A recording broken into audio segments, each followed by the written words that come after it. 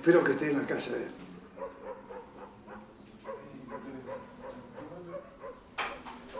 Hola, ¿cómo le va? Habla País. ¿Cómo anda usted? El morocho ese que tiene ahí, la rata esa. Bueno, gracias. Che, loco, ¿cómo va a arreglar para juntos en algún momento la fábrica? Los compañeros que acá están en mi casa. Hablan con vos, ¿dónde van a te hacen entrevistas? 4:30 le dijiste vos, ¿no? Bueno, ¿dónde te hacen entrevista? ¿En tu casa, acá, allá? Bueno, pasan por tu casa. ¿Te doy con ellos, arreglar con ellos? Es complicado. Pobrecita, gatita chiquitita, pobre cosa. ¿Estás enojado? ¿Estás enojado? Decime. No, yo soy amigo tuyo, che, no sabes cómo lo quiero al animal. Si yo me llevara tan bien con los humanos como llevo con los animales, sería otra vida. Felicita. Buenas, ¿qué desean? Acá no vive. Venden fruta.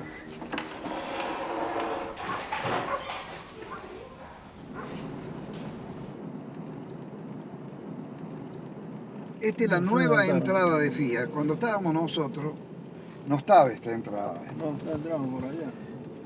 Ahora vamos a ir hasta allá. Después a la vuelta hasta Materfer, donde estaba el Citrán. ¿Ves? Esta era la puerta de entrada. De acá me lo detuvieron a una vez. Sí, ahí cuando salía. Esta es la vieja entrada, la tradicional.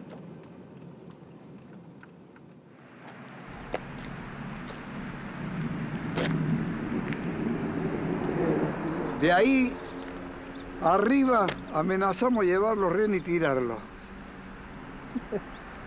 De ahí arriba. Si entraba la policía, los tirábamos. Si lo íbamos a tirar, no sé, pero que tenían un cagazo ellos y que nosotros también un poco, pero... De hace aproximadamente 2 horas y media, la planta Concord de la empresa Fiat ha sido tomada por alrededor de 2.500 obreros pertenecientes al primer y segundo turno de trabajo.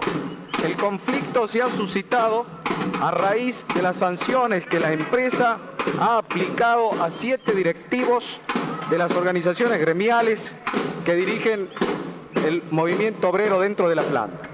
Vamos a consultar al secretario general de CITRAC, señor Carlos Macera. ¿Cuál es el origen del conflicto? Bueno, el origen es bastante largo. Desde hace todo el mes de diciembre y lo que va de enero, la empresa se lanzó a una despiadada persecución al cuerpo de delegado y comisión directiva. Como la empresa sabe que durante mucho tiempo aquí en Fiat Concord no se logró un convenio como le corresponde a los auténticos trabajadores, sino simplemente siempre hubo convenios de explotación hacia los trabajadores, es que está buscando el conflicto en este momento para descabezar este movimiento que por primera vez le pone la tapa a Fiat. Yo no sé si estarán... Acá cambiaron chapas, pero todas estas chapas estaban abolladas porque la gente golpeaba acá, tonto, era un ruido infernal. Con las bielas de los autos. Con las bielas acá.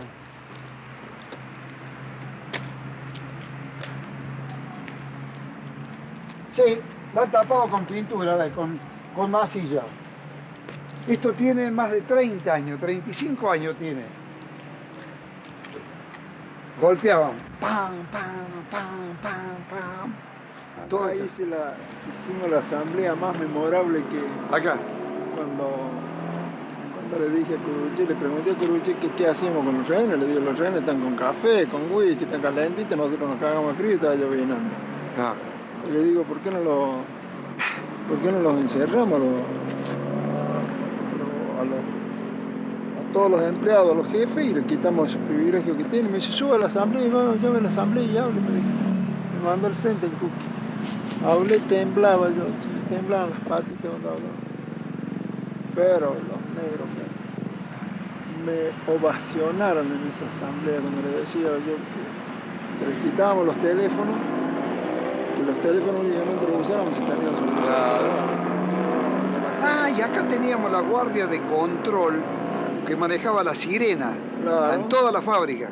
Y los teléfonos. Sí, y los teléfonos. La sirena era, si tocaba, por ejemplo, Cuando tocábamos una sirena, llamaban a una asamblea, venían todos los puestos. Todo esto estaba rodeado de tanques de combustible, de acá toda la vuelta. Y en cada puesto había 40, 50, 30. Una asamblea minoritaria para informar era un pito. Mandaban 3, 4, 5 venían de cada asamblea, quedaba la mayoría en los puestos. Si eran 2, eran general, tenían que venir más gente, la mitad más 1, porque iba a ser resolutiva. Y si había 3 pitos, prendan fuego porque entró la cana, le dejaron, no sé qué. Si le iban, yo nunca supe si le iban a hacer, pero... No, sí, había gente muy decidida. Oh, le tenía un miedo.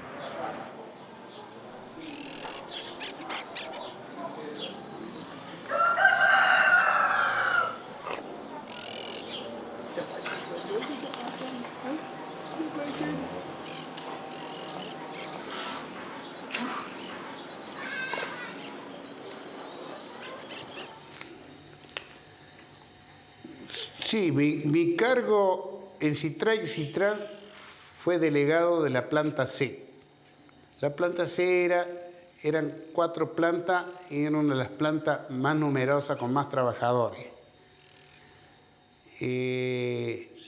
Por lo tanto, tenía un peso y una representatividad que yo la jugaba en la dirección sindical para cuando íbamos a tomar una actitud de lucha. Entonces, inclusive porque permanentemente estaba consultando a los trabajadores.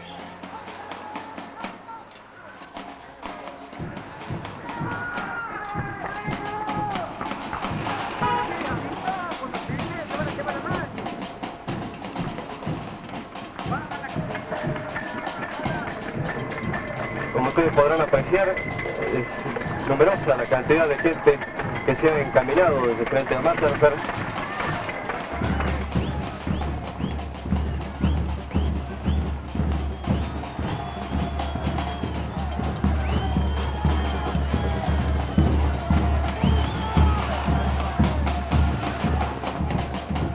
El 14 de enero del 71, la toma de la fábrica con barriles de combustible, mechas, los rehenes, toda la comisión directiva de la Fiat, de rehenes arriba, y amenazados de que si venía el ejército o la policía los iban a matar. La pasé en el sindicato de obras sanitarias, que me dieron toda la noche el teléfono y la cosa para comunicar.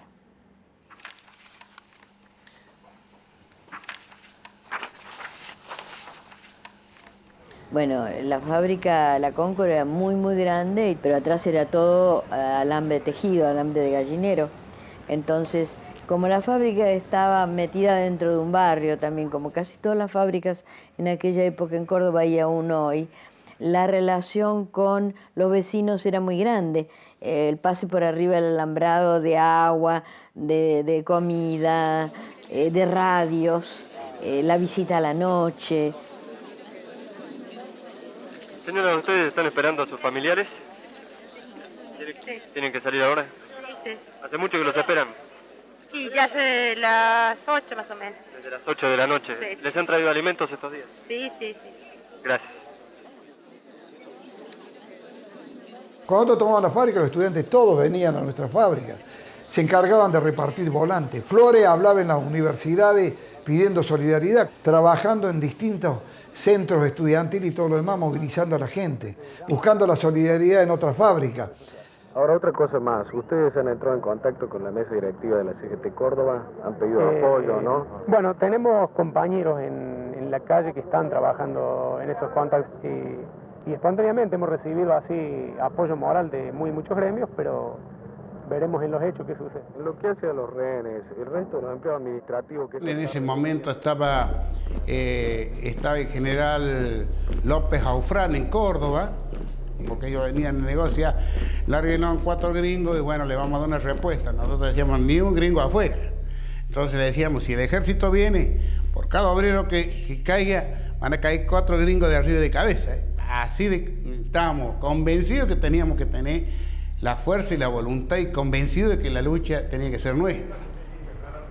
De cualquier manera, lo que se intentaba era mostrarle a la represión de que la cosa iba en serio. Yo me acuerdo que cuando llega el jefe de policía, que era un general que no me acuerdo cómo se llama ahora, San Martino. él entra y nosotros estábamos ahí en donde estaban los empleados y le mostramos, miren, general, nosotros no tenemos ninguna intención de enfrentarlo con ustedes, pero si acá reprimen, esto vuela todo. Ahora, si el tipo pensó que sí lo íbamos a hacer, no sé, pero bueno, tampoco se pueden poner en riesgo de que algún loco prenda la mecha. Pero en Buenos Aires una cosa es estar acá, que uno sabe cómo están los rehenes, y otra cosa es estar allá. Allá probablemente creen que los rehenes están sentados así, con un tacho de nafta alrededor, con una vela arriba del tacho de nafta, que si él se mueve se incendia. Entonces, esa es la situación. Ellos tienen urgencia en que se vayan los rehenes. Entonces, ha hablado general Levington con el gobernador y ha dicho, vea, yo voy a firmar el decreto de reincorporación de los 7, pero yo quiero que antes tener la certeza de que no hay ningún rehén. Nosotros consideramos de que hay una vía de solución en este conflicto con una propuesta que hemos hecho y que el doctor Cancher la llevó a cabo delante a la oficina de personal donde están los que si bien se denominan rehenes, para nosotros no son rehenes, que son, incluso tienen que buscar esa gente que debe andar por planta, dando vueltas, caminando. Si esas personas se quedaron aquí en planta, ha sido con la sola misión de que aquí se custodie, porque ya tenemos experiencia de lo que ocurrió en Kaiser, cuando los compañeros de la ESMACA abandonaron la toma de fábrica, que tenía y que no había ninguno que valorara si había o no había desmanes, ahí se los acusó de robo, de una serie de cosas. Bajo ningún punto de vista después nos salgan haciendo una acusación policial y que después de salir de esta toma con la reincorporación de los despedidos, vayamos a parar presos. Esta situación se hizo internacional, porque de acá en ese tiempo había Telefaz, no me acuerdo que hablaban de acá a Italia. Italia venía a Buenos Aires, como no sé quién habla, pero sé que habla Aldo Ferrer. Aldo Ferrer. Que era el ministro de Economía. Y yo voy a atiendo y me dice, Gregorio, dice, mire, nosotros el gobierno está re caliente con la FIA porque ha armado este quilombo para destituirlo, tras de esto hay un golpe. Si usted libera a los rehenes, vamos a comenzar a normalizar, nosotros le prometemos, le digo, no, si no tenemos rehenes nosotros. Y estaban todos los negros en la oficina, estaban todos los jefes. Y decía, Gregorio, pero si usted sabe que estamos en rehenes acá. Y yo le decía, no tenemos rehenes nosotros, están acá porque es seguridad nuestra nada más. Y así está planteada la situación aquí en la planta de Fiat Concord cuando son exactamente las 3 menos 7 minutos. Todo está pues a la expectativa.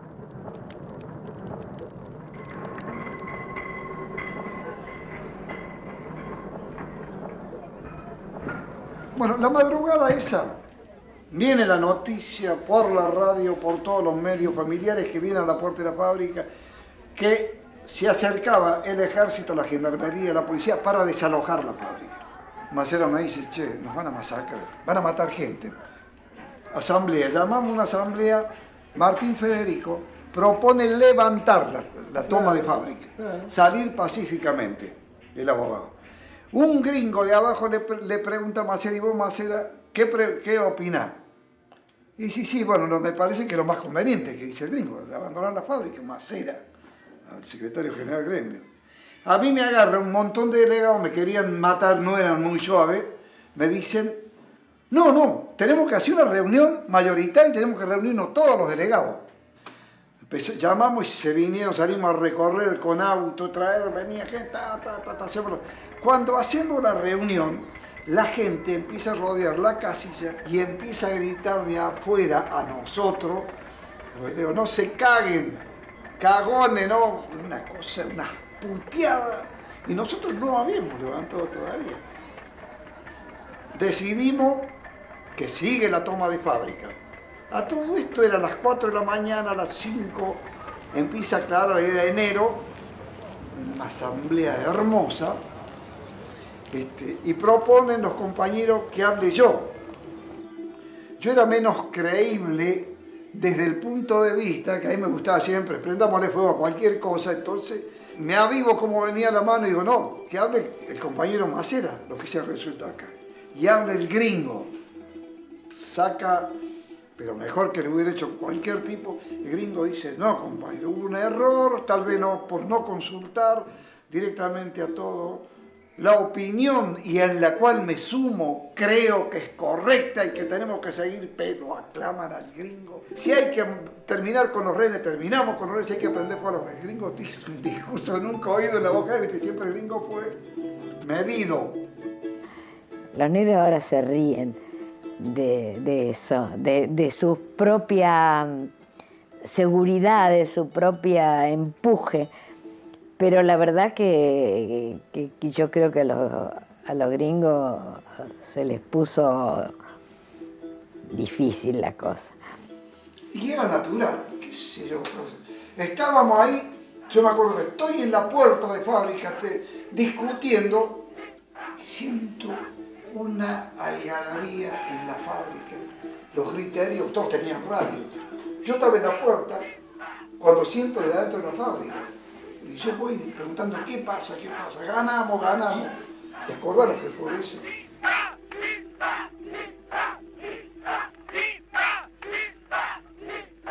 Familiares de las personas que han permanecido en el interior de la fábrica demuestran así fervorosamente su alegría, pero antes del abandono de la fábrica deben tomarse los recaudos necesarios para que las personas de la empresa que se encontraban aquí en el interior firmen un acuerdo de que se los ha tratado correctamente y que en ningún momento se ha atentado contra su integridad física. El gobierno ha lanzado ya un decreto por el cual se intima a la empresa a la reposición inmediata de todas las personas despedidas. Deseo recalcarle que el estado de la situación en Fiat Concord no se debe a ninguna concesión graciosa de ningún poder público. Es el resultado de una lucha consecuente y de una solidaridad que ha demostrado la clase trabajadora de Córdoba, que nos ha embargado de emoción, que nos ha llenado de gusto, ver el grado de compatibilidad de los compañeros y la forma en que en esta Córdoba se ha institucionalizado la solidaridad para que en próximos conflictos todas las fábricas, todas las plantas, como en el día de hoy, permanezcan cerradas en adhesión a los compañeros que sufren la injusta represalia de las patronales que no tienen escrúpulos en adoptar cualquier clase de medida por defender pesos, por defender cualquier cosa. En estos momentos se procede a retirar varios tanques de combustible que los obreros habían puesto aquí en la entrada como elemental valla de seguridad contra una posible intervención de las fuerzas del orden, de las policías o militares.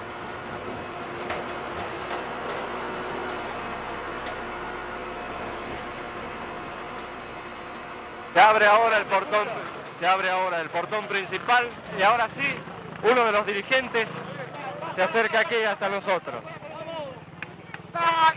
¿Están conformes? ¿Están conformes, Páez, con lo que han conseguido? Sí. ¿Están conformes con lo que han conseguido? Sí, mire, esta ha sido una lucha de todos los trabajadores. Esta es la lucha que deben emprender muchos gremios en cual todavía no confían en sus bases. Y nosotros pensamos que los trabajadores y los dirigentes tienen que fijar siempre, tienen que consolidarse en las bases, apoyarse en la fuerza de los trabajadores, porque nosotros consideramos que el trabajo de masa, el trabajo en conjunto de todos los obreros, es algo que lleva al triunfo, como lo hemos venido demostrando a partir del 23 de marzo. Solamente eso. ¿Se puede considerar? Lo dejamos. Guarda el cable. Como ustedes podrán apreciar, uno de los delegados de CITRAC ha expresado su conformidad por la forma en que se ha solucionado el conflicto. Ya la mayor parte de los obreros que entraban en el interior han hecho avanzar.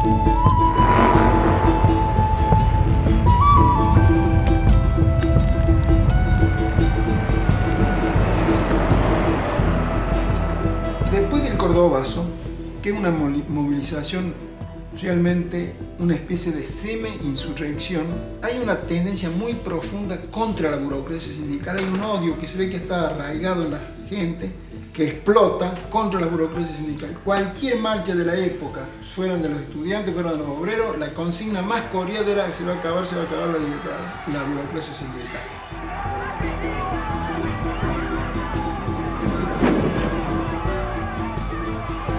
Era un momento de la lucha de clases en que los obreros se despertaban a montones de cosas que todo el peronismo había tapado. Yo me acuerdo que en una manifestación había banderas con la cabeza de Trotsky, la cabeza de Lenin, la cabeza de Marx y qué sé yo.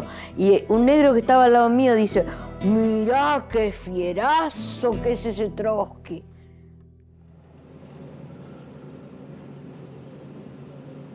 Es la maldita forja. Acá no se puede, esta sí que es propiedad ultra privada. Esa era la planta de forja. Esta es la fábrica asesina. ¿Ves esa parte más alta? De ahí tiran los martinetes que yo contaba hoy.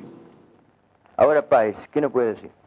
Tenemos un grave problema con los compañeros de forja, que es un problema que tienen que solucionarlo, dado que ahí eso es una cuestión de que no se ha solucionado todavía. Hay cantidad enorme de compañeros enfermos, enfermos mentales, enfermos sexuales, todo eso derivado del trabajo insalubre que hay en Forja.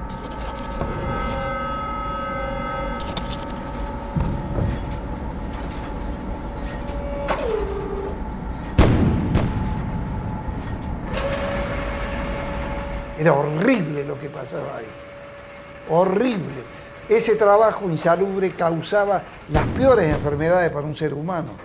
10.000 kilos, una mole que se levantaba a 14, 15 metros de arriba y ahí venía en caída libre, arriba. Y de ahí arriba se soltaba. ¡Pum! ¡Pum! 2 golpes y hacía un cigüeñal. Con un obrero trabajando ahí a 2 metros. No había que evitar que en el término de 2 o 3 años quedara sordo, pero sordo. Yo voy a una asamblea una vez y estaban hablando y te puteaban. Habla fuerte, che, hijo de puta, así con el término que usábamos nosotros. Tenías que hablar a los gritos y planteaban este problema, planteaban aquel. Y uno, el turco Nakuz, ese nombre no se me olvida nunca más, dice, compañero, estamos planteando cosas que son secundarias, y dice que nosotros somos machos y nos bancamos el laburo. Y dice, ¿por qué no contamos lo otro que entre nosotros lo hacemos? Que a nosotros no se nos para, no podemos coger en nuestra... Una cosa que a Botegar te hace mierda. Y se desataron a contar eso que no se animaban a contarlo. Por el machismo, por lo que somos nosotros. Vivimos borrachos, peleando con la mujer, llegamos a nuestra casa y cagamos a palo a nuestra mujer, nos peleamos con ella por las dudas de ella tenga ganas de otra cosa. Quería... Entonces yo, ha pasado tanto tiempo, 30 y pico de años, recuerdo cosas de esta noche, me da mucha bronca. Le prendería fuego a esas fábricas.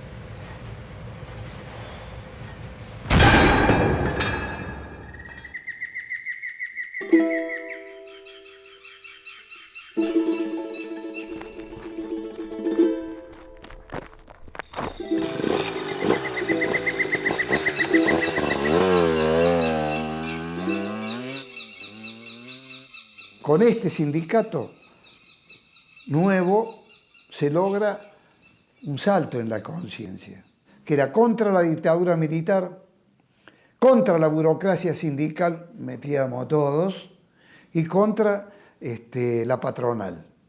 Nos definíamos como anticapitalistas, y el que hace dar un salto grande en esto es Flores. Nos invitan una vez a un acto en homenaje al Che Guevara, la muerte de él. Va Flores y habla y se define por el socialismo, pero él. Varios delegados, nosotros teníamos un cuerpo de delegados de 125 compañeros, que eran de ideología peronista, dispersa, radicales, había de todo, y lo cuestionan. ¿Por qué había ido a hablar en nombre del socialismo? Ante ese cuestionamiento hizo una asamblea general. Y Flores explica por qué él se decide por el socialismo. Más allá de que tenga cada uno su propia idea. A Flores hay una exclamación a favor de él.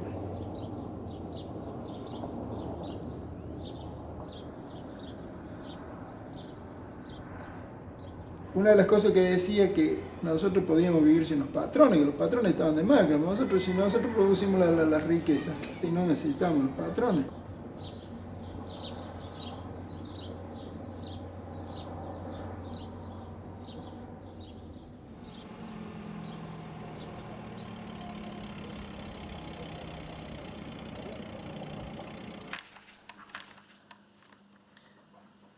Esta es mi letra, esta es mi letra, esta no es mi letra. Esta es una letra de alguien que... Esta sí es mi letra, esta no.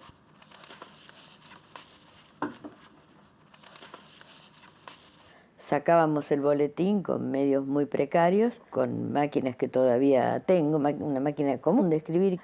Sacábamos un volante todos los días, lo llevábamos a los medios en una moto. Había siempre alguien que manejaba la moto y yo colgada atrás, que bajaba con el comunicado de prensa, subía, dejaba el comunicado, bajaba mientras la moto daba vuelta a la manzana. ¿Te das cuenta que no está firmado? Que no está firmado comisión directiva, no está firmado nada.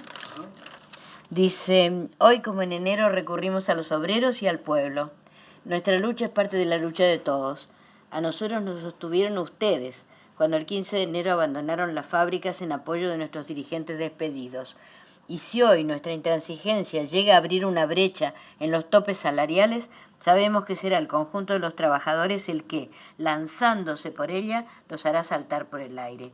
Citrac y Citram llaman a estrechar filas a todos los trabajadores, los estudiantes, el pueblo, que a lo largo y a lo ancho del país están dispuestos a unir su lucha a la nuestra.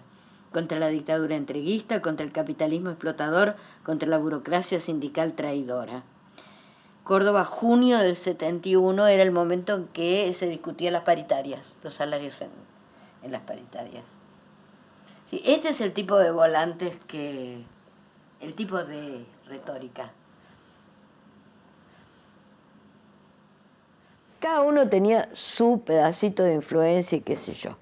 Por ejemplo, yo discutí un día en Puerta de Fábrica muy feo con el Robi, el PRT, hacía proselitismo y convencía a los obreros de Forja, fundamentalmente, donde tenía una buena influencia, de que renunciaran a la fábrica para irse al ejército. Yo sostenía que en un país como este, donde el marxismo había estado tapado, bueno, las teorías revolucionarias habían estado tapadas por un peronismo que era el nacionalismo burgués disfrazado de obrerismo, convencías a una persona, la persona pasaba del otro lado en la lucha de clases y vos lo sacabas de la fábrica, donde había 4.000 tipos, para meterlo abajo de un matorral en alguna parte.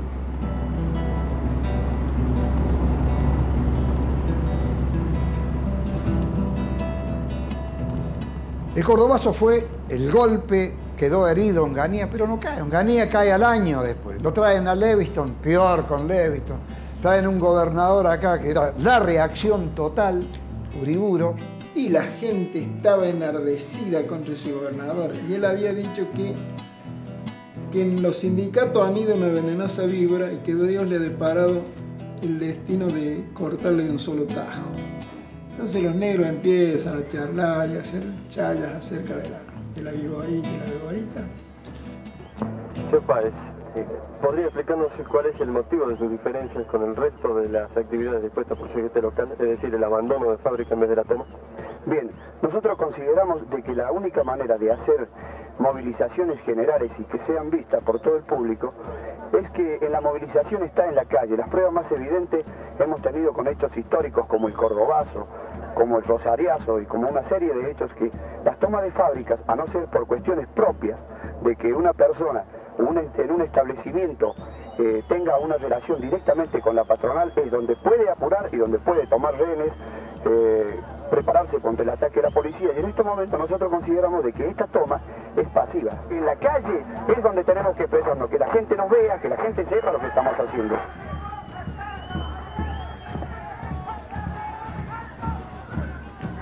Ahí ya había un enfrentamiento de estrategias entre las líneas que seguían a Tosco, digamos, esa alianza entre Tosco y los legalistas, CGT de los argentinos, etc., y los sindicatos clasistas de Ferreira.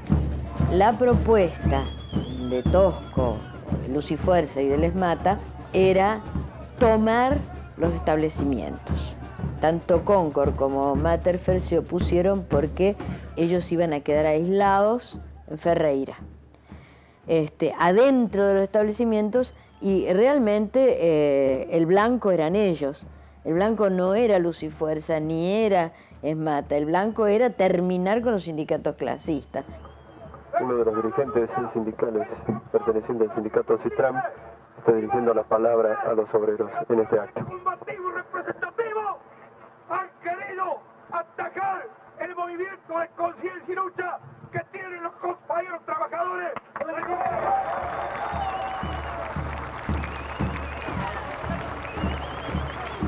Todas las fábricas se toman.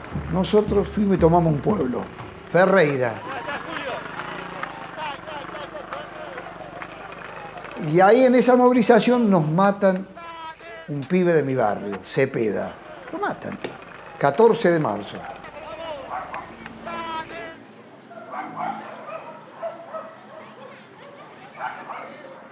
De acá a 2 cuadras vivía yo y de ahí parábamos desde arriba del techo, los vecinos y todos nosotros, paraba a tiro la policía. Era un lindo barrio, después los rodearon todos. Ni bien se enteró Córdoba que de la muerte de Cepeda, la gente se largó a la calle. Aún los que estaban tomando los edificios de las fábricas. Todo el mundo a la calle y ahí se armó el viborazo en realidad. Hay resistencia en el velorio, convocatoria plenario de la CGT por lo que había ocurrido, paro para el lunes 15, otro paro con movilización.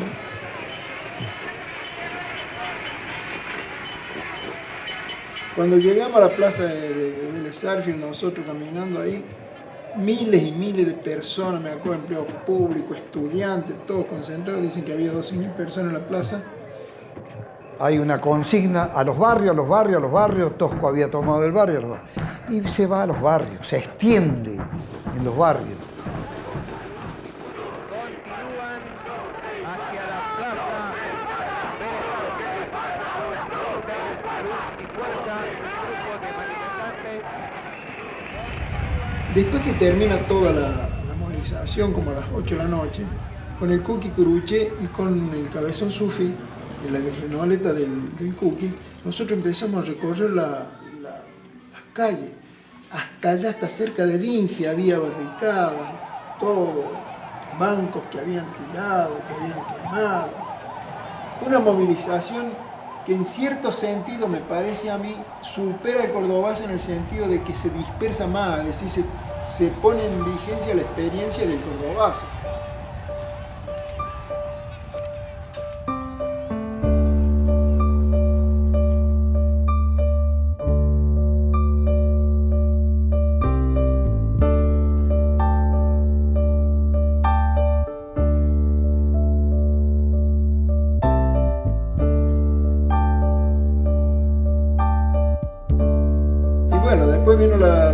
represión, con la intervención a los sindicatos de Citrac, Citran, Empleo Público, Luz y Fuerza y no me acuerdo cuál otro más.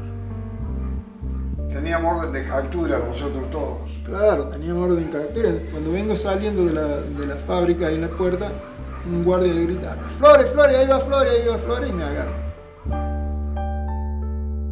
Cuando nosotros hacemos todo esto, lo que fue el Viborazo, eso es un golpe a la dictadura en su conjunto. Para mí ahí cierra, no sabían cómo terminar, no con Citran, porque no hay que olvidarse, no era Córdoba. Ya estaba Malargüe por la Luz, Rosario, las movilizaciones estudiantiles.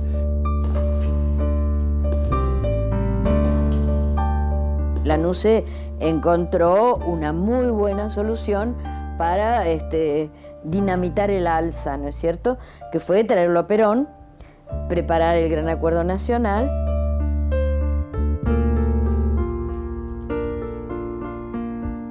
Paran la mano el gobierno.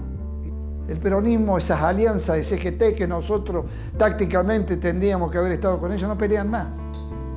Ellos no pelean más y nos aíslan a nosotros. Y todo esto nos aísla. Nosotros éramos un mal ejemplo.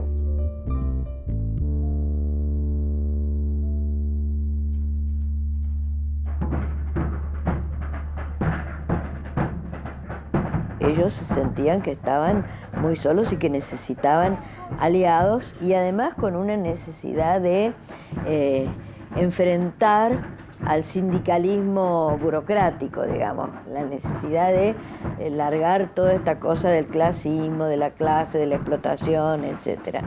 Lo intentamos con los plenarios de Citran, polo aglutinador de muchas organizaciones políticas que andaban sueltos por ahí. Pero vino la intervención al gremio antes del segundo plenario. Que una de las razones de la disolución de los sindicatos, yo estoy convencida de que fue la propuesta de la NUCE, es decir, para poder llegar al Gran Acuerdo Nacional y traerlo a Perón acá, Citrac y Citran molestaban bastante. Pero tuvieron que utilizar las balas gruesas, como decíamos nosotros, para pararnos.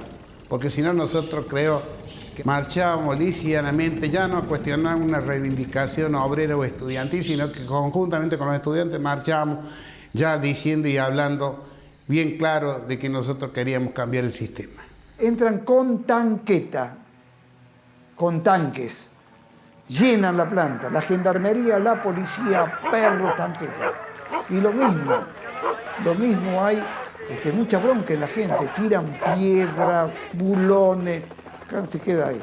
Hasta que viene un helicóptero, baja ahí el general, que era el jefe del tercer cuerpo, Alcide López Aufrán. Viene él, y megáfono en mano, incita a desalojar. Nosotros dijimos, vamos a hacer una asamblea. La gente no quería irse. Iba a haber, no sé si iba a haber una matanza o no, pero tomamos la decisión de no sacrificar a nada, recuperar fuerza y ver cómo hacíamos. Estábamos rodeados de tanques. Yo me acerco, me dice que me identifique con el megáfono. Entonces nosotros retrocedimos, hicimos la asamblea y dejamos plantado, bueno, hay que desalojar la fábrica. Desalojamos la fábrica, después nunca más volvimos a entrar.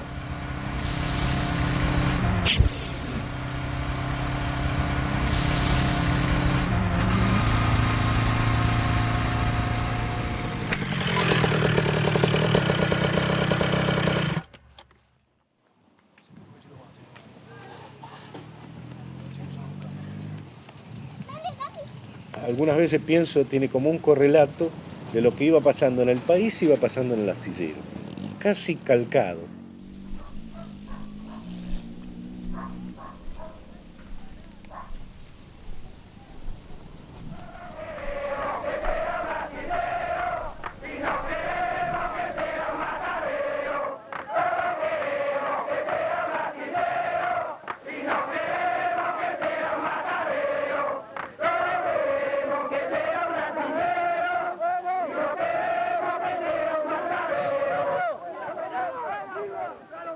¿Cuál es el problema de ustedes?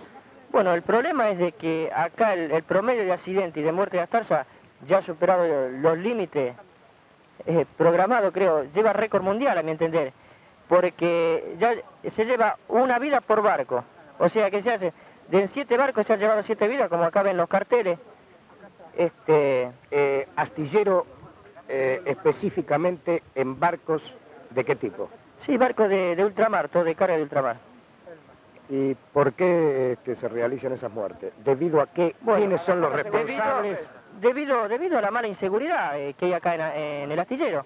O sea, acá Astarza se llena la boca por periódico y por televisión de que tiene un equipo fenómeno de seguridad. Y en la práctica vemos todo lo contrario, porque ya van 7 compañeros que han fallecido. Y en 20 días ya han ocurrido 7 accidentes y este segundo caso del compañero es el segundo con peligro de muerte. O sea, ya la gente cansada por sí sola optó por la medida. O sea, que la consigna que se levanta acá es, hasta que no se elimine el equipo de seguridad y legislemos las propias leyes de seguridad nosotros y tengamos un control obrero de la seguridad, se va a mantener esta medida de fuerza. ¿Este tablón para qué ha servido? Para bajar al accidentado. ¿Lo han usado de camilla? Sí, señor. ¿Cuándo fue eso? Eso fue el jueves pasado. ¿Cómo se accidentó? Fue en un doble fondo, en un Cofferland.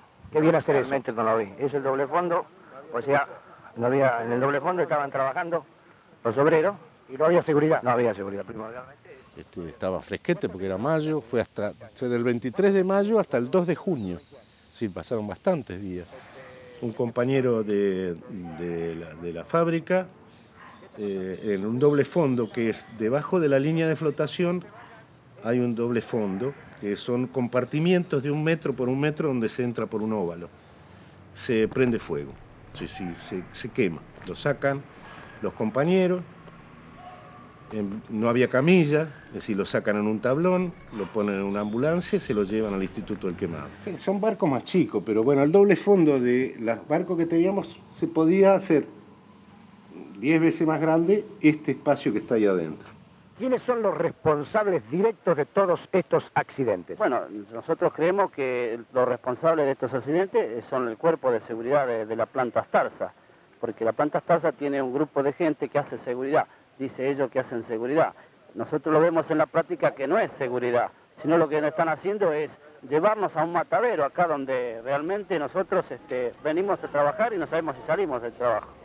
Se toma la fábrica o se toma el astillero con los directivos que estaban dentro, la toma de fábrica con rehenes, con los gerentes, con todo el personal jerárquico, más algunos empleados jerárquicos que había, se decide tomar la fábrica. O sea que el pedo nuestro, ya le vuelvo a repetir otra vez, es que nosotros, los obreros, tengamos un control de la seguridad y legislar la ley de obreras. Pero por supuesto, no podemos legislar si tenemos la cabeza, que son aquellos señores que ven allá, que son Torrielli, Apú, Almuiña, Codicetti, porque tienen la mentalidad, lamentablemente, no apta para hacer estas condiciones de trabajo. Muchas gracias. Hasta aquí las declaraciones de los obreros que piden mayor seguridad en el astillero Astarza.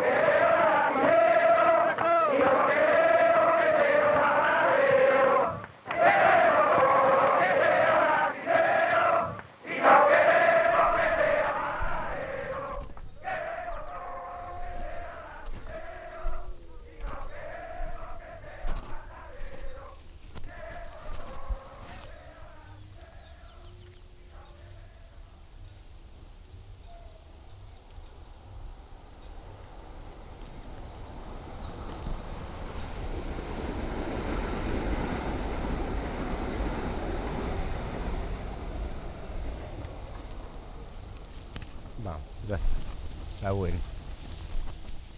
Se tiene la adhesión de muchos partidos políticos de izquierda que aparecen en la puerta de la fábrica, trayendo apoyo, trayendo alimentos. Pero había una especie de efervescencia peronista, digamos, en ese momento. Ya aparece en la zona norte la Juventud Trabajadora Peronista, es decir, había copado un poco la toma de fábrica, la JTP, bueno. Por los costados, así, dentro del monte, había gente con algún fierrito viendo si se podía proteger el lugar. Inclusive sé de que había gente con metralladora de pie. Me enteré después. Pero bueno, era una lógica. Cuando ellos protestaban por la ropa, por el salario, que se acuerden, ahora vienen a luchar contra nosotros. Se hace una olla popular, se esperan las noticias a ver cómo está el compañero, viene el sindicato diciendo que está bien, que hay que levantar todo porque ya está bien. El sindicato es rechazado directamente en la puerta. Viene la noticia que el compañero había fallecido en el Instituto del Quemado. Más fuerte que nunca se decide seguir manteniendo la ocupación de la fábrica con la consigna de que no se levantaría hasta que no se crea, no se hubiera creado un cuerpo de seguridad controlado por nosotros, que se reincorporaran los compañeros despedidos desde el año 65, donde había habido otras tomas de fábrica por cuestiones gremiales o políticas, y que, bueno, se pagaran todos los salarios, no se tomara represalia. Bueno, sigue la... No, pero no lo cambia a su manera. No le cambio. No quiero cambiar. Es otro problema el que voy a plantear en este momento. Vamos a reunirnos en otro lugar para conversar, que ustedes designen. Vale decir que en este momento lo que usted quiere que el micrófono al noticiero Canal 9 se retire para que usted pueda seguir dialogando. Para poder dialogar en una forma tranquila con ellos.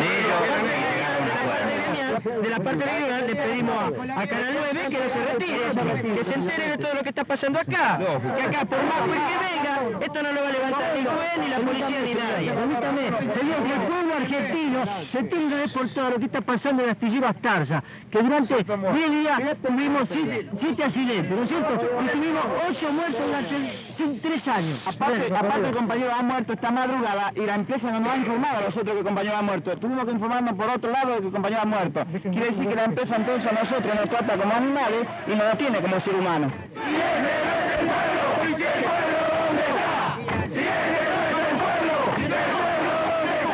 Ya asume Cámpora, ya el 25 de mayo asume Cámpora, así que se le mandan telegramas, vienen algunos diputados. Y no queda otra alternativa, por lo menos en ese momento para el gobierno, que para poder levantar la toma de fábrica con rehenes, que era un hecho inédito, porque por sobre todas las cosas haber tenido al Broncantilo ahí adentro, y le venían con los sanguchitos de miga, lo que sea, y bueno, le afanábamos la mitad o le dábamos un poco de guiso al que comía. Estábamos en la misma situación. No tiene otra alternativa el gobierno en ese momento que mandar al ministro de Trabajo a levantar el paro, o la toma. Viene Otero, en ese momento, Ricardo Otero, y era un sábado. Y bueno, viene, quiere pactar, quiere sacar esto, ¿no? Inflexible. Así que los tipos tienen que reconocer de que no hay alternativa. Está presente el secretario general de la Gobernación, compañero Leandro Maisonave, en representación del gobernador de la provincia de Buenos Aires, quien, al salir de acá, va a quedar totalmente cumplido el problema, a favor de la clase obrera. Somos representantes del pueblo y por lo tanto les pedimos encarecidamente a todos ustedes que como representantes del pueblo peronista sean también comprensible la situación y las circunstancias que se viven, y para poder negociar hay que dejar que pase el presidente de la empresa con tranquilidad para que esté psicológicamente preparado. ¿El presidente de la empresa? Va a venir el presidente de la empresa en este momento, y que pueda pasar tranquilamente sin que haya desmanes ni gritos para poder negociar con él y terminar el problema.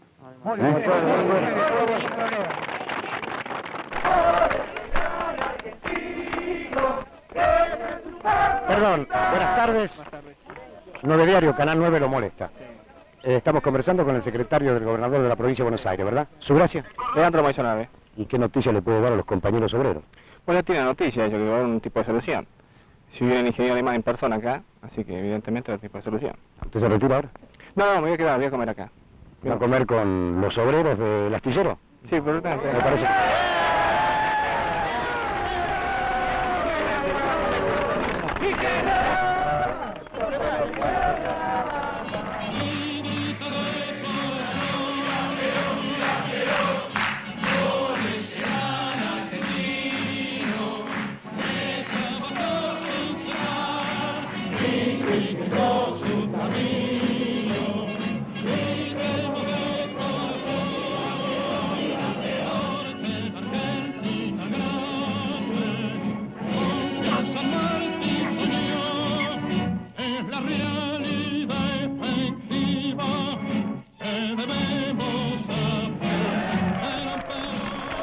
Llegamos a este triunfo para nosotros en este gobierno trabajador que es un gobierno del pueblo, gracias a la juventud trabajadora peronista y a la juventud peronista que nos ha apoyado en todo momento.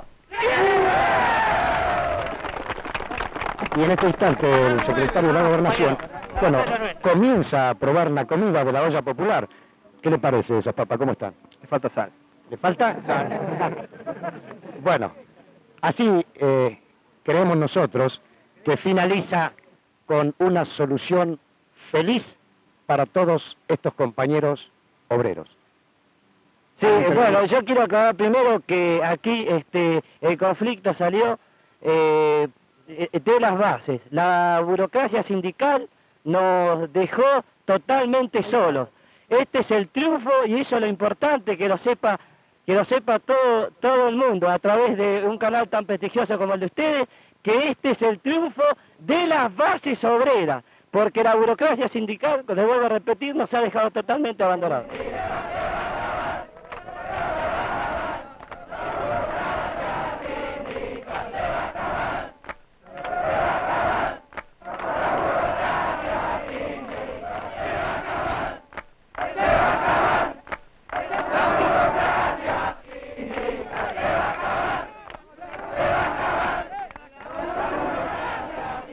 Se levanta la toma de fábrica firmando que se crea la Comisión de Seguridad e Higiene controlada por nosotros, que se reincorpora a los compañeros, se pagan los salarios y no se toma represalias en ese momento.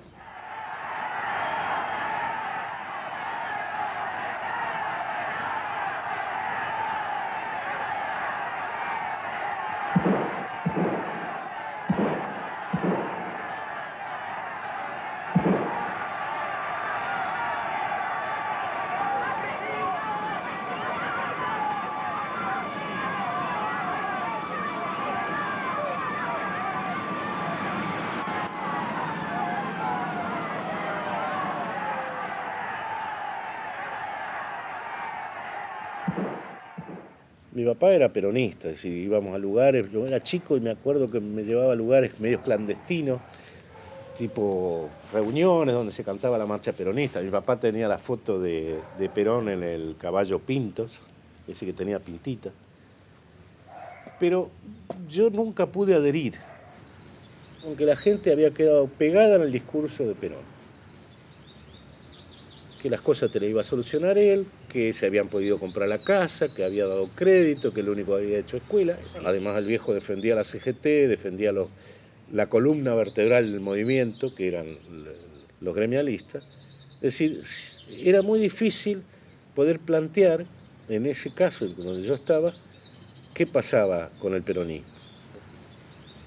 Pero el gran movimiento, la gran explosión del surgimiento digamos, del tema político dentro de la fábrica aparece a partir de la toma de fábrica y de la asunción de Perón.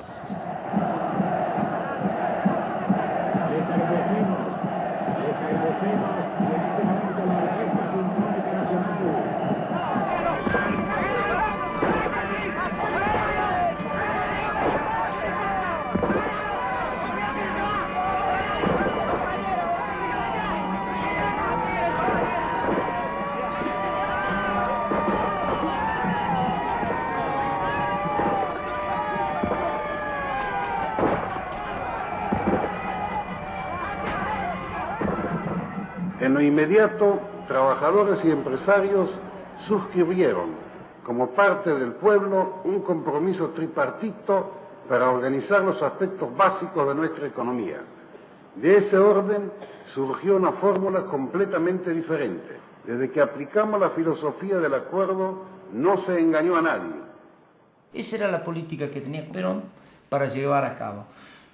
Y el gran obstáculo que tuvieron no fueron la dirigencia sindical, sino fue las comisiones internas y cuerpo delegado. Sentate, mostrale, sentate. Ahí está.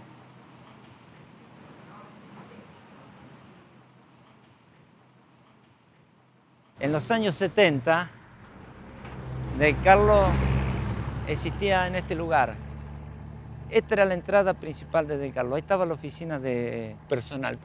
En 74, por 3 días estuvo tomada esta planta. Es parte de de un proceso que se dio en toda la zona.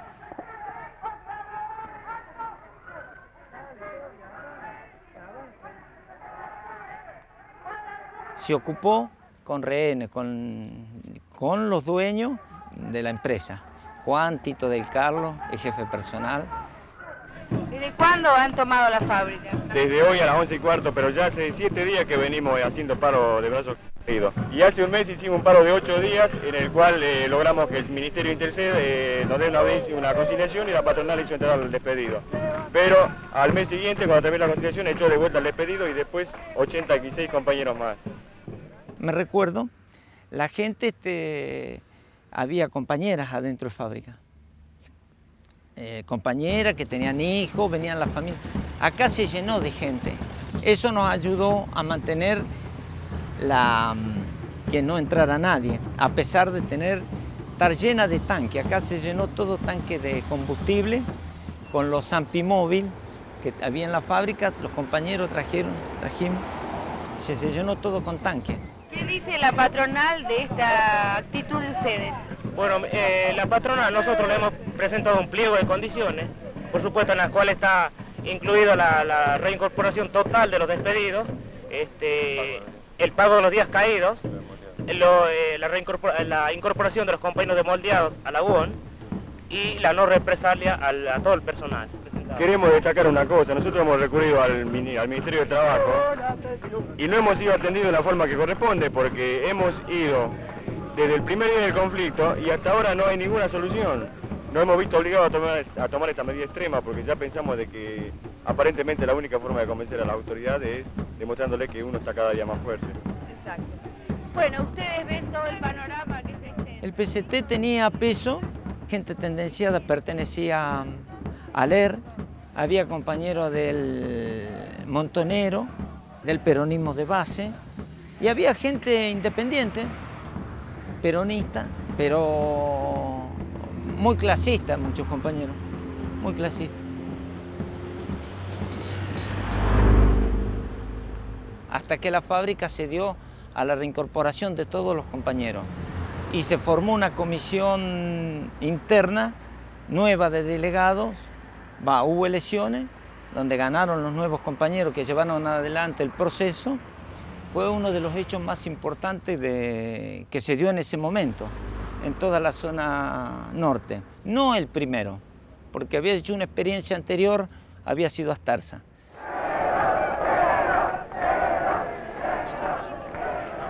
Perito Moreno al 2800 en Villa Adelina. Aquí se encuentra emplazada la fábrica Los Sadur.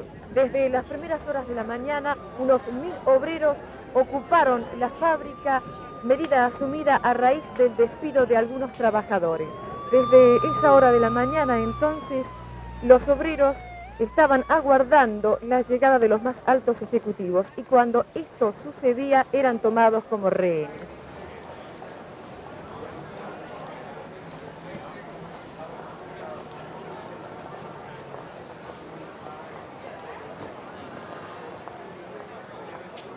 Hablamos con el señor jefe de personal, el señor José Pena. ¿No considera usted que la medida tomada justamente en estos momentos que está viviendo el país no es justamente también la más apropiada? Bueno, yo creo que no, porque casualmente lo hacemos para preservar la fuente de trabajo de toda la gente, para mantener siempre una buena organización, buenos sistemas de trabajo. ¿Usted considera que conservar la fuente de trabajo es despedir, por ejemplo, a 3 obreros? ¿Hay alguna posibilidad de que esos 3 empleados, esos 3 obreros, vuelvan nuevamente a su trabajo a partir de mañana? Bueno, en realidad habría que después de la próxima reunión que tengamos, vamos a saber... Pero nos inclinamos a que sí, ¿verdad?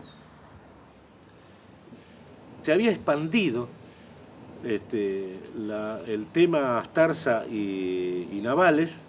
Había compañeros de otras empresas que venían a ver qué podían hacer ante el despido de compañeros. Por ejemplo, nosotros tuvimos la oportunidad de participar de un conflicto con una línea de colectivo zonal, la 721.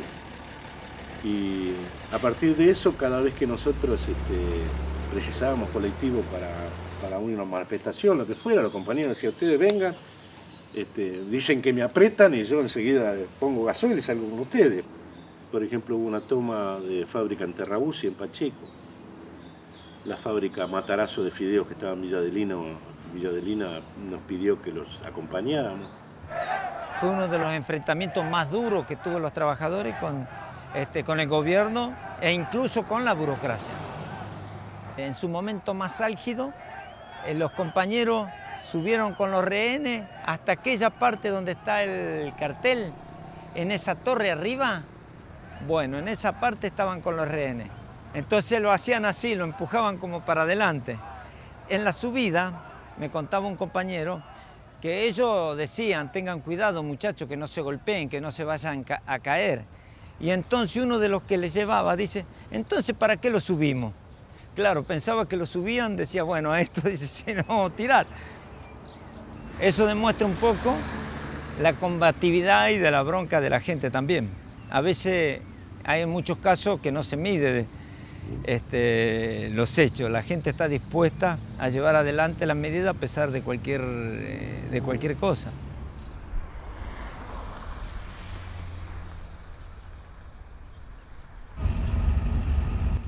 Un montón de compañeros vivían en la cava, del Cava. Y bueno, con APAS íbamos, recorríamos todos los compañeros, los contactos, le llevamos un periódico. A Arturo lo adoraban, ¿viste? Ellos decían, qué lástima, dice, que vos no seas peronista, decía. La idea, ¿viste?, del tipo de que Perón, que estaba rodeado, bueno, a lo mejor no escuchaste, algunos compañeros te van a contar, que Perón estaba rodeado. Por eso se veía obligado a hacer esas cosas, las cosas increíbles que podías escuchar.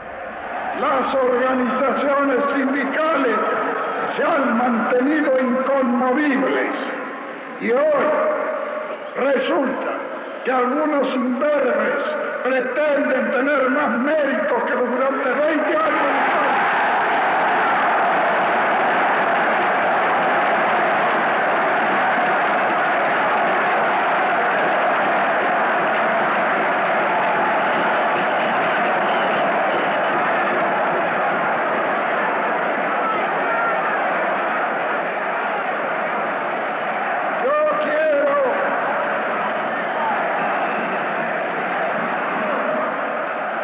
El Día del Trabajador sea para rendir homenaje a esas organizaciones y a esos dirigentes sabios y prudentes que han mantenido su fuerza orgánica y han visto caer a sus dirigentes asesinados sin que haya todavía sonado el escarmiento.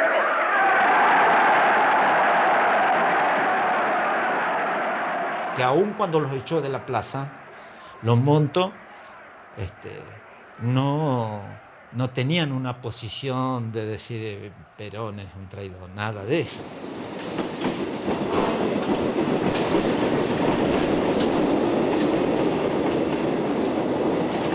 Lo que nosotros planteamos es hacer una asamblea para que cesara la comisión que estaba en el sindicato y se volvieran a hacer elecciones. Una cantidad de 4 o 5 tipos desenfundaron armas y empezaron a tirar al aire, a tirar al piso. Bueno, se armó un desbande, se rompió la asamblea. La cuestión es de que se interviene por orden del Ministerio de Trabajo, se interviene el sindicato. La sorpresa nuestra fue que los interventores del sindicato eran los mismos tipos que nos habían cagado a tiro en la asamblea. Pertenecían al CNU, era la Concentración Nacional o Nacionalista Universitaria, al CDO, que era el Comando de Organización, es decir, organizaciones peronistas de derecha que ya empiezan a ingresar en la zona norte y por sobre todo en la zona de los astilleros, para empezar a hacer una contraofensiva ante el crecimiento que nosotros teníamos, ¿no? O sea, y paralelo a eso, ya en ese año, en el año ya 74, aparecen volantes de la AAA, amenazando con nombre y apellido a compañeros. Este año 74 ha sido un año de emprendimiento donde cada cual se sacó la careta para mostrar qué era lo que tenía que hacer. Ahora sabemos los que estamos del lado de la patria y sabemos los que están más allá de la patria. El Ministerio de Bienestar Social está orgulloso de la labor que ha realizado mediante el esfuerzo de todos en todo el país. Creo que los ataques de la AAA ya en el peronismo se dieron, ya con Perón. No es que fue una cosa que Perón murió y apareció algo nuevo. El Indio Fernández fue el primero, después fue la muerte de los compañeros de Pacheco, que fue una masacre, después fue los compañeros de La Plata, que fueron como 5 o 6. Ya el peronismo tuvo toda una política de una armazón, de un aparato represivo detrás de eso. La imagen de una figura y por detrás todo un aparato de ofensiva.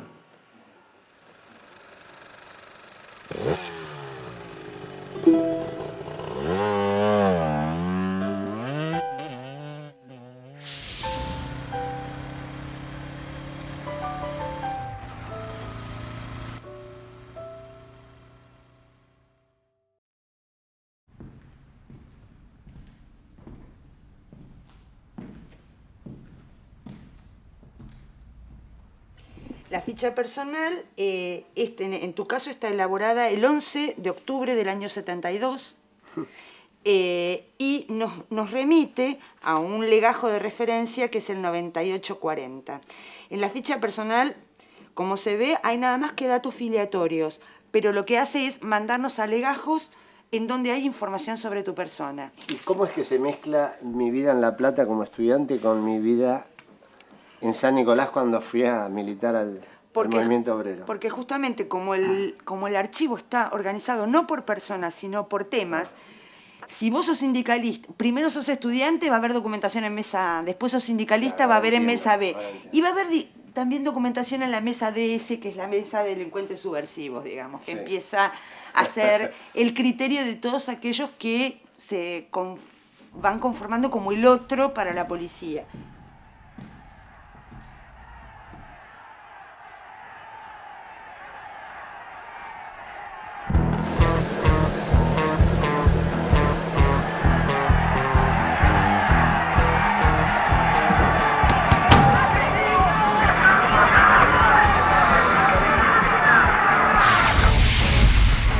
¿Qué hacía un estudiante, suponete, con un futuro brillante?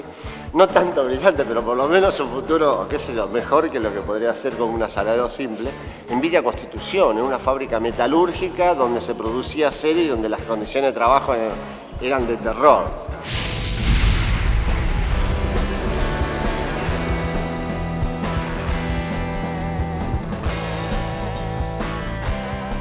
Se discute que los cuadros estudiantiles, que en realidad había muchos en La Plata, así como yo, otros compañeros en cada facultad que eran personas con cierta responsabilidad política, en Buenos Aires, en Bahía Blanca, repartirnos por el resto del país a dos cosas: insertarse en el movimiento obrero y buscar y organizar el partido en cada lugar donde fueran. Bueno, y a mí se me da digamos, la posibilidad de ir a San Nicolás, que todavía es un gran centro siderúrgico, y por ende descubrimos Villa Constitución, que todavía no teníamos conciencia de la magnitud de la clase obrera de ese lugar. Dejalo, no importa. ¿Te acordás que era un pedacito nomás?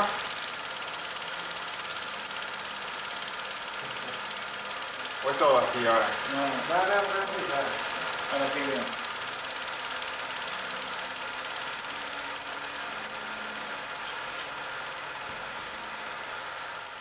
El primer villazo fue en el 74. Entonces, de alguna manera, todavía yo, para esa época, que era marzo del 74, todavía no estaba dentro como obrero de fábrica, pero lo vivimos desde el Partido Socialista trabajando, desde San Nicolás y las corrientes que venían estudiantiles desde Rosario. Cuando se intenta recuperar el sindicato que estaba intervenido, la Unión Obrera Metalúrgica agarra y dice: no, en Villa Constitución no corresponden elecciones porque no es una seccional independiente, entonces las elecciones no se van a hacer. Entonces, ante semejante fraude, llamarlo así, o ante semejante maniobra de la burocracia, la reacción fue inmediata, pero te quiero contar que las reacciones no salen de la nada, salen de esa bronca acumulada de años. Eso sale re bien. Hasta la marca de la izquierda arriba. Ajá. La clave en el Villazo del 74 es la participación de la mujer. Y le dio ese toque de familia que hizo que ese conflicto estuviera ligado a las familias del pueblo. Y entonces la mujer toma un rol protagónico en esa situación.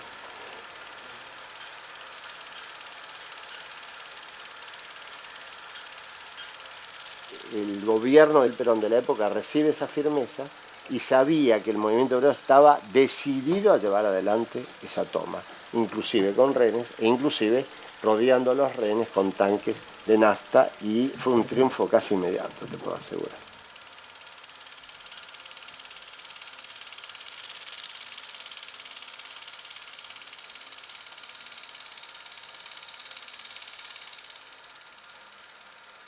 Y en aquellos años tenía 15 años, era estudiante secundario, estaba cursando el primer año de la escuela técnica,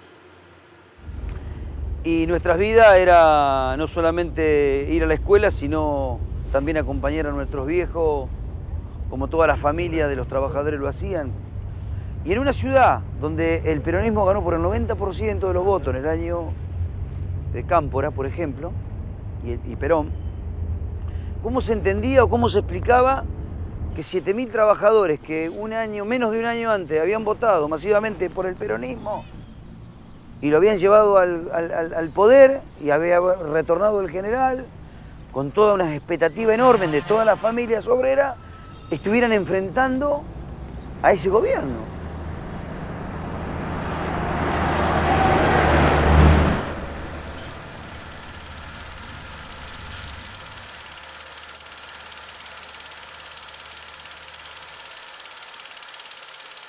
Fue una suerte de ver cómo caía en ese sector laboral la figura de Lorenzo Miguel.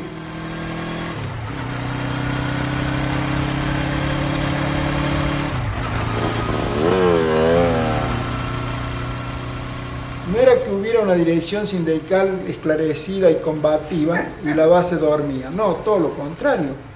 La radicalización de los dirigentes era directamente proporcional con la radicalización que había en las bases.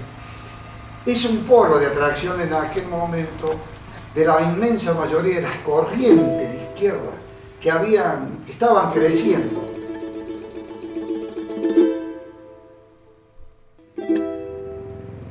Ahora sí cruzamos.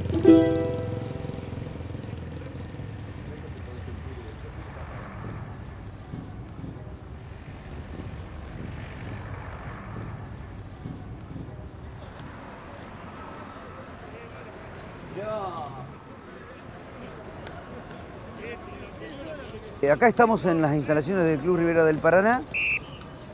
Aquí en este campo de juego fue donde se convocó el 20 de abril del año 74 ese gran plenario obrero donde participaron delegaciones enormes de trabajadores y estudiantes.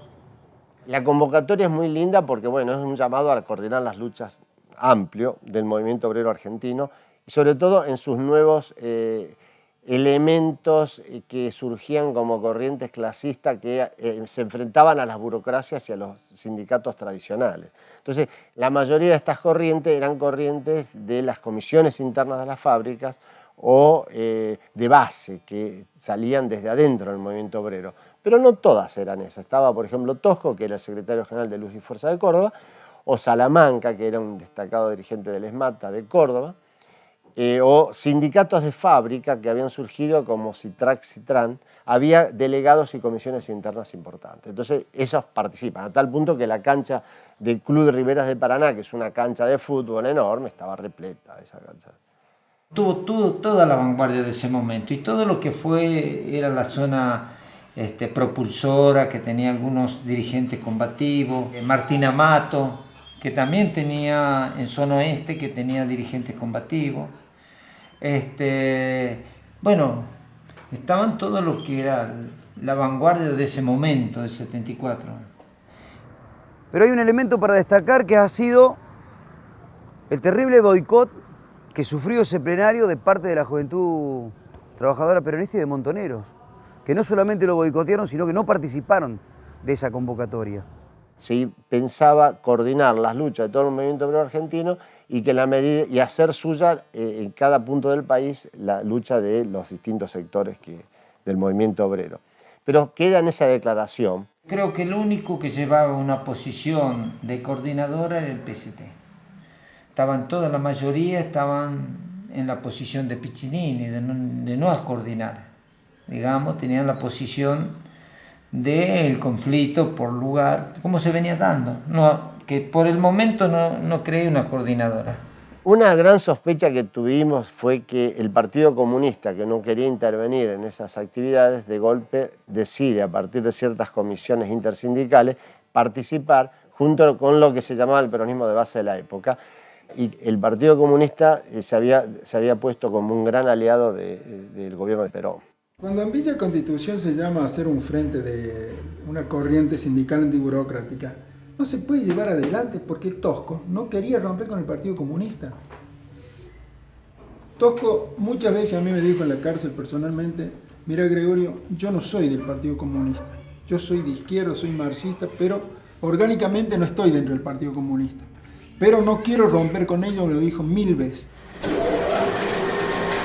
Lo importante no era solo coordinar las luchas, eso había que hacerlo.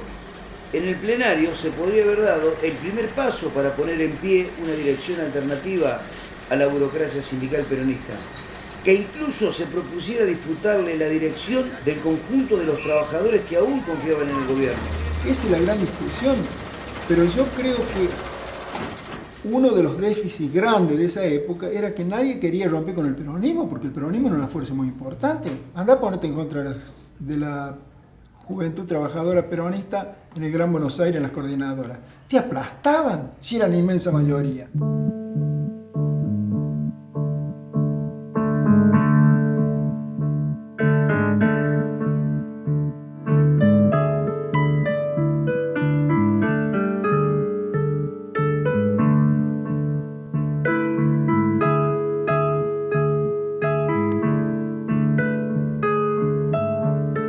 Isabel Perón denuncia el día 19 de marzo del año 75 que se ha descubierto un complot en el cinturón industrial de Villa Constitución contra el gobierno de ese. 100 autos, uno al lado de otro, Falco, que son autos grandes, así que calculá, con 4 personas en cada auto. Es decir, era un operativo feroz.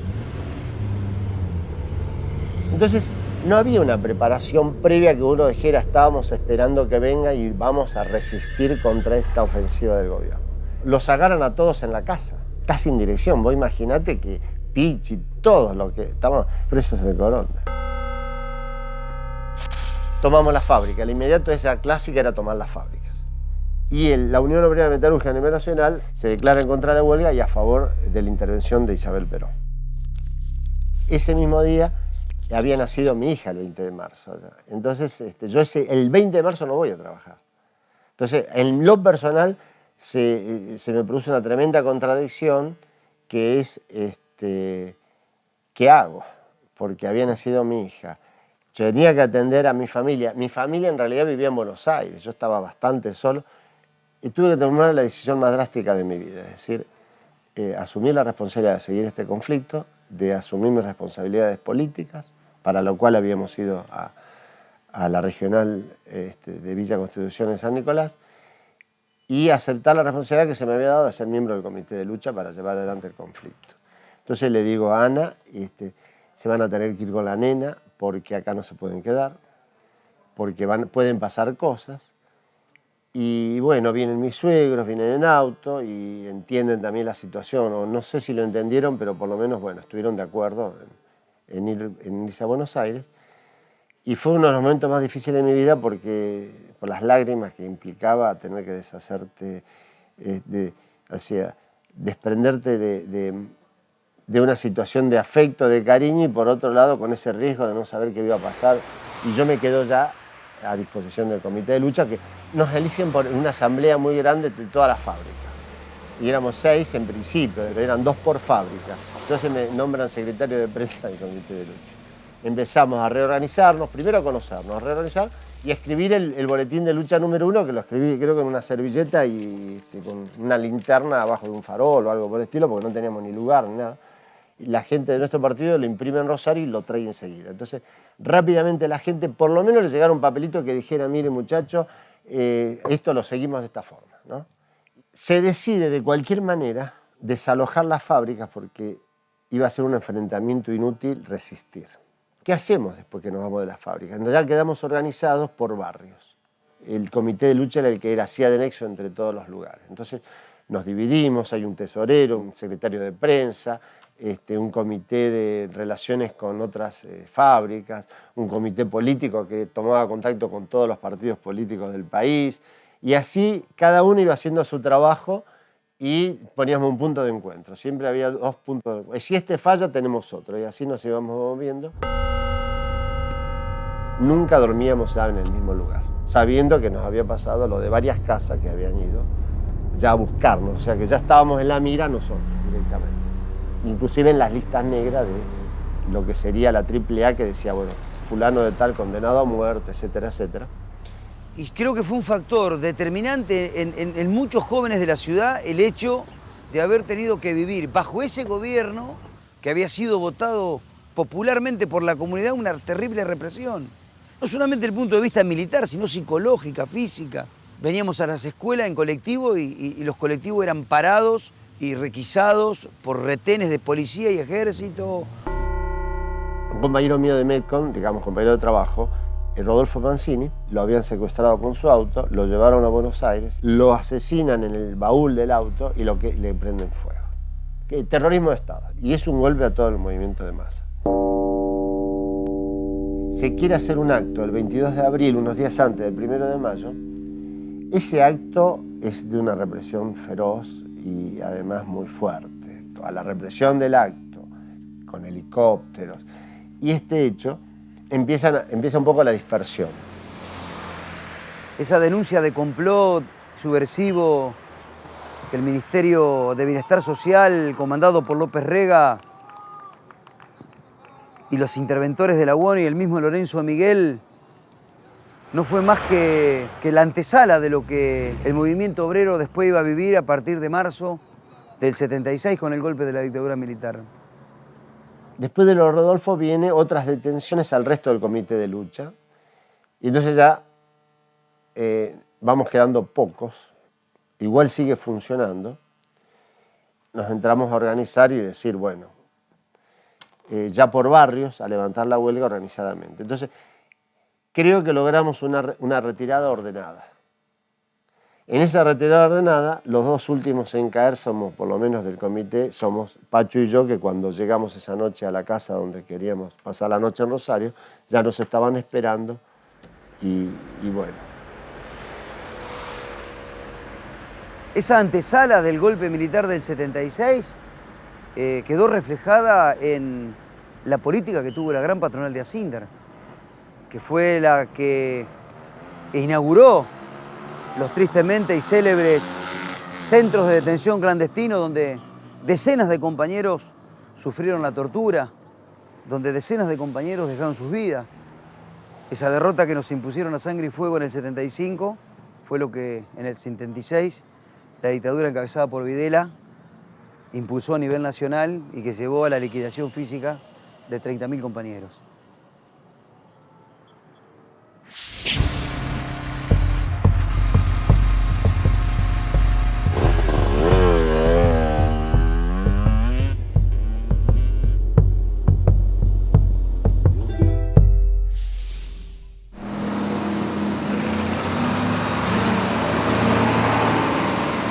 He dicho y lo repito porque es necesario decirlo. Esta subversión está en varias partes. En lo que pueden ser los montes y las montañas de este norte argentino. Pero también está acá. Y está en las fábricas. Entonces es deber de todos los argentinos expresar nuestras ideas positivas con responsabilidades. Nosotros en nuestro ámbito lo hacemos en la medida de nuestra capacidad. Pero yo quiero también que las direcciones sindicales denuncien realmente en qué forma y en qué medida baja la producción del país, porque hay resortes negativos dentro de muchos ámbitos de producción. Y si esto es así, eso hay que aliviarlo. Hay gente que en la fábrica está perturbando el trabajo.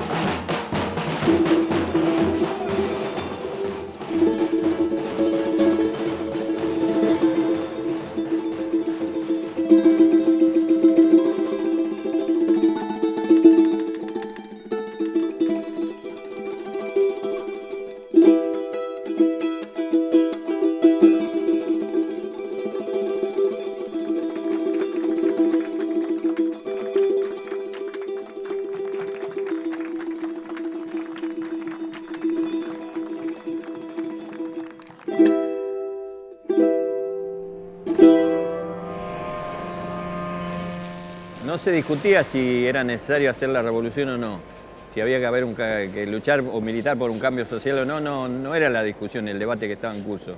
El debate que estaba en curso era si era la vía armada que propulsaban las organizaciones guerrilleras impulsadas por el triunfo de la Revolución Cubana o la vía de la revolución en manos de la clase trabajadora.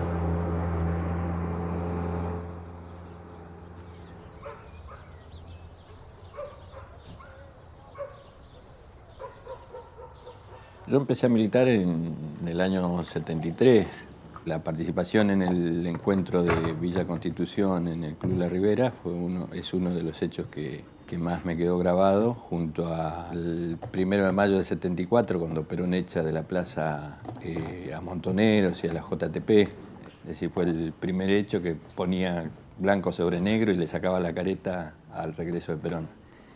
También, así como el 1 de mayo fue el anuncio de lo que se venía para el movimiento obrero y para la clase trabajadora del conjunto, el Rodrigazo también fue la piedra de toque para la burguesía, porque vio que se había muerto Perón, no había posibilidades de que quien encauzara al movimiento obrero y las movilizaciones que había en esa época, y era el primer paso de una experiencia que comenzaban a hacer los trabajadores y las masas con el peronismo en el poder. Un plan de ajuste llevado adelante por su propio gobierno. El ministro va a hablar por radio y televisión. Seguramente 8:30, una hora que sea la correcta para que un pueblo pueda saber quién es este humilde ingeniero Celestino Rodrigo que hoy carga al pueblo argentino con una tarea tan intensa al cual nunca se creyó acreedor.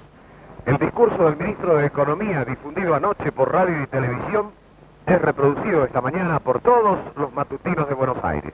Bueno, evidentemente de que el ministro no descubrió nada nuevo. Al decir de que se encuentra con una gran inflación, piensa de que si para llegar al ministro recién se da cuenta de lo que es la inflación, no le veo el motivo. No sé, en realidad no dijo nada, porque inclusive la vez pasada dijo que cuando él empezara a actuar no iba a decir las medidas que iba a tomar, para que la gente no se... Pero evidentemente de que no sé, este señor, el primer inflacionario evidentemente es el gobierno. Me acuerdo un compañero que es desaparecido, Alejandro Sonini, que éramos amigos. Había vendido un Fiat 600 que tenía y la plata no le alcanzaba casi ni para una bicicleta. Había hecho una devaluación terrible el Rodrigazo. Señor, ¿por qué aumentan los colectivos a partir del día domingo? La verdad que no sé. La verdad porque son cosas de patrones.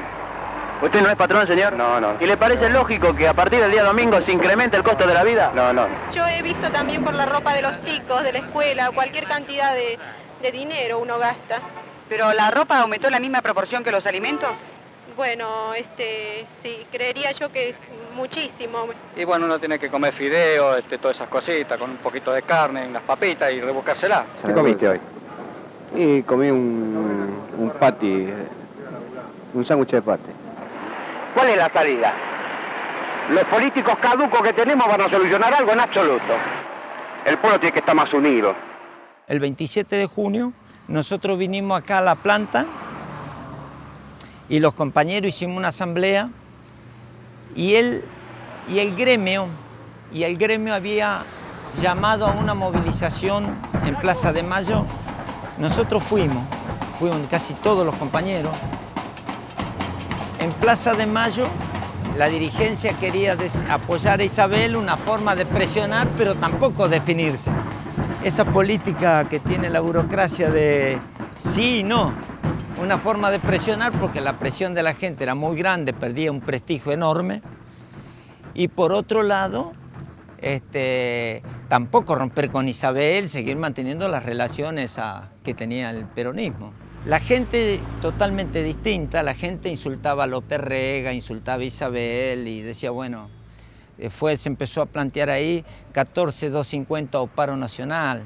Para los que estuvimos ahí, marchando con los compañeros de trabajo de cada sindicato, de cada lugar de trabajo, vos veías que pasaban la seccional Vicente López, la seccional Pacheco, todas las seccionales de todo el país con centenares de obreros desfilando y vos podías estar una hora y media y no terminaba de pasar la columna del sindicato de la UON y así los otros sindicatos. Entonces nosotros vimos a la clase obrera movilizarse por miles. Los compañeros paritarios estaban juntos peleando contra la patronal por intermedio de las coordinadoras, que era lo primero que aparecía o lo que apareció como una parte importante dentro de la confrontación con la CGT. Estaban las coordinadoras norte, sur, oeste, que eran las más importantes, y en las coordinadoras se votaban paros regionales de esa fábrica que nucleaban inclusive a fábricas que no estaban, que no tenían representantes dentro de las coordinadoras, terminaban acatando las medidas de paro a pesar de que la burocracia no tenía un discurso en contra y política activa en contra de esas medidas.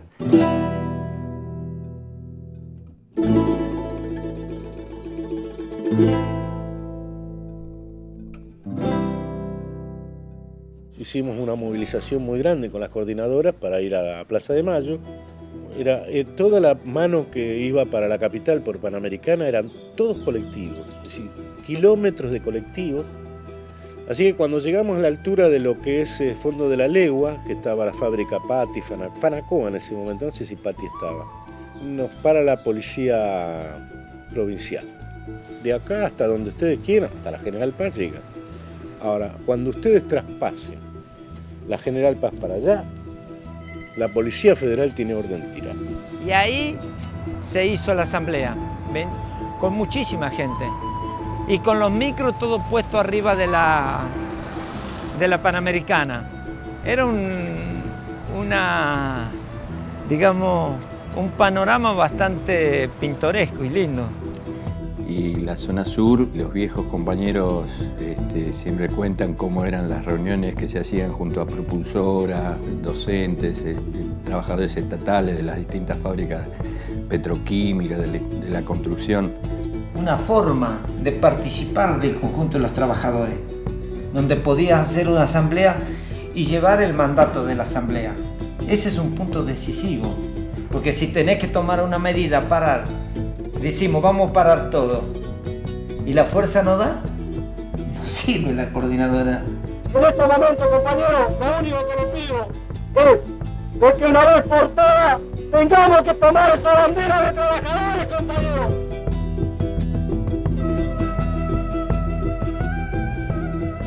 Los trabajadores obligan a la burocracia a convocar a una huelga general, la primera huelga general que se llevan adelante los trabajadores a un gobierno peronista. Y terminó cayendo no solo el ministro de Economía, termina renunciando López Rega.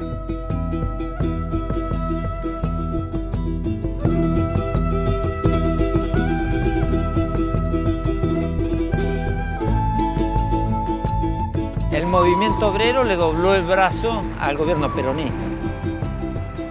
Cayó hecho pedazos lo que nosotros siempre decían, el famoso pacto social. Estalló por el aire el pacto social, el famoso pacto social de Perón. Los trabajadores, en buena, lo destruyeron. Bueno. Lo que se había abierto era una crisis de los trabajadores con el peronismo en el gobierno y con los dirigentes, con la burocracia sindical. Se había tirado bajo un plan, pero nada, no estaba establecido que las coordinadoras tenían que limitarse a acciones reivindicativas solamente. Podían haber avanzado, convertirse en una alternativa política a la burocracia peronista de la CGT para pelearle la dirección del movimiento de masa y en ese camino luchar por un gobierno propio de los trabajadores y del pueblo. Esta es una pelea que solamente la podría haber dado un partido revolucionario. ¿Hay un responsable de esta crisis? ¿Quién podrá tirar la primera piedra en este proceso? ¿Y qué va a hacer usted para recoger la piedra, doctor Cafiero? Sí, sinceramente, poner todo lo que yo pueda poner en el lugar donde me toque actuar para que este proceso pueda de alguna manera superarse en su más breve término. Esto no significa que no sea duro el camino a transitar. No me gusta mirar para atrás. Vamos a transitar de aquí en más por los senderos de la doctrina peronista, que en el campo obrero están perfectamente clarificados por los documentos emitidos por la CGT y las 62 organizaciones. La burocracia sindical, como no podía ser de otra manera, se reubica y termina transformándose en el principal sostén del gobierno.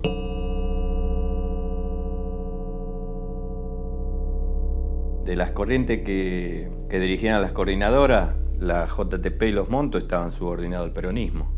El PRT y el ERP, por su propia estrategia guerrillera, se negaban a tener una política para permitir el desarrollo del movimiento de masas. Ninguna de las corrientes levantaba una estrategia para aprovechar esta crisis para que la clase obrera avanzara a su independencia política y se plantease el problema del poder, la disputa del poder con la burguesía. Tampoco lo hacía el PCT, donde yo militaba, se planteó esto, se propuso esto como una alternativa. Volviendo a ese tema que todo el mundo tiene en boca, ¿usted cree en el golpe de Estado en este momento? Yo creo en las instituciones.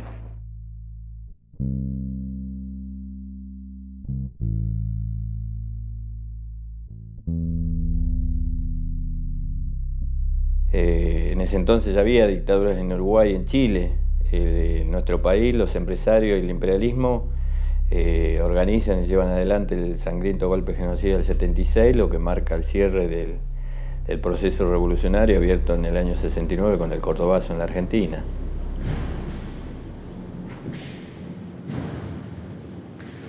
Vení, Tito, dale, vamos.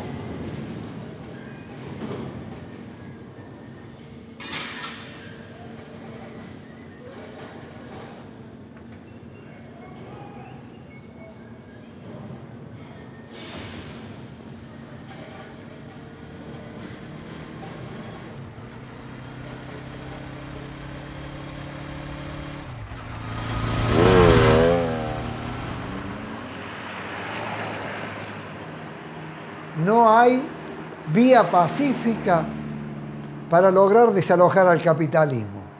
No hay. Porque la violencia no la traen los pobres. La violencia la ejercen ellos. Y en algún determinado momento esa violencia va a tener que ser respondida con violencia, no hay otra. Es un poco lo que pienso, ¿no? A lo mejor son disparate todo lo que digo, pero algo de lo que digo es parte de la enseñanza de mi vida, lo que aprendí en la vida misma, en las cosas concretas. Éramos la vanguardia natural del movimiento que se gestó en fábrica, pero la verdadera vanguardia es aquella que está organizada en su propio partido, cosa que nosotros no alcanzamos, por lo menos yo, no alcancé a visualizar la importancia que tenía haberse pronunciado en la fábrica, en las asambleas, diciendo a los compañeros, nosotros tenemos que tener nuestro partido, y haber explicado, así como Alzogaray tiene su partido, los peronistas tienen su partido, nosotros tenemos que tener nuestro partido. Eso nosotros, a mí por lo menos no se me ocurrió nunca. Es decir, que la burguesía y el imperialismo tienen su comando centralizado que piensan las 24 horas para ver cómo nos joden a los trabajadores. Nosotros nos falta ese comando. Tenemos los soldados, tenemos el ejército, pero sin ese comando centralizado que es lo que falta todavía. Y yo creo que hasta el día de hoy sigue siendo una falta que tiene nuestra clase. Energías y disposición a la lucha no le faltan. Me encantaría no morirme sin ver algo, ver la juventud libre, la juventud, ¿sabes cómo piensa uno? Y digo, la puta, ¿qué sociedad les va a tocar a ustedes difícil? Muy difícil va a ser. Yo no reniego de lo que he hecho, me parece que hice lo que sentía, me dio mucha experiencia, me ayudó mucho, me ayudó quizás como individuo, quizás sería un viejo reaccionario que sería peor de lo que soy. En cambio,